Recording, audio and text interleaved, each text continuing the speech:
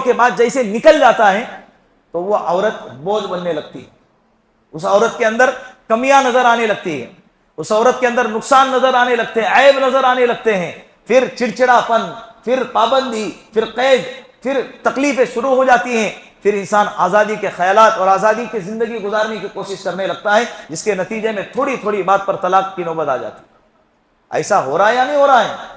बोलो। हालांकि निकाह के उन्वान पर शरीयत ने पाबंदियां लगाई, तलाक के उन्वान पर भी शरीयत ने पाबंदी लगाई।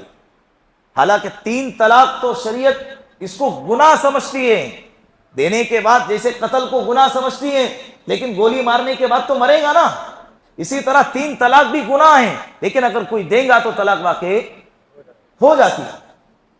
लेकिन शरीयत इसको बिल्कुल पसंद नहीं करती। और हलाले का तो इस्लाम में कोई तस्वुर ही नहीं है।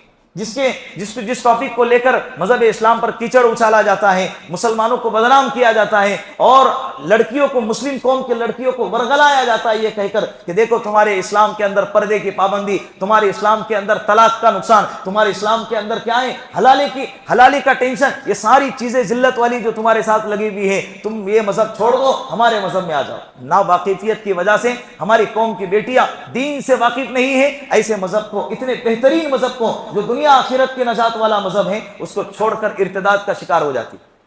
ये केसेस हमारे सामने आए हैं, आप भी देखते होंगे अपने इर्द गिर्द के ऐसे केसेस को, ऐसे आपके कानों में भी गिरते होंगे ऐसे वाकयात।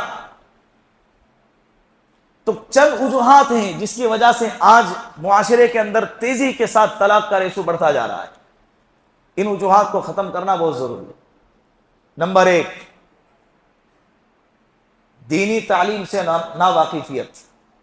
लड़का भी लड़की भी, लड़का लड़की के हुकूक को नहीं जानता, लड़की शोहर के हुकूक को नहीं जानती, लड़की के माँ बाप की कभी दखल अंदाजी, लड़के की ससुराल, लड़की का जो ससुराल है उसकी तरफ से बेजा टोका टोकी जो आने वाली बहू की तरफ से होता है, ये बेजा पाबंदी, बेजा उसके ऊपर नजर रखना, बेजा तानो तशनी और उसको लान तान करना, लोगों के सामने, खानदान में, मुआशरे में उसको जलील करना, ये दीन से नावाकिफियत की वजह से, दीनी तालीम से नावाकिफियत और कमी की वजह से ये सारी वजूहात सामने आती है।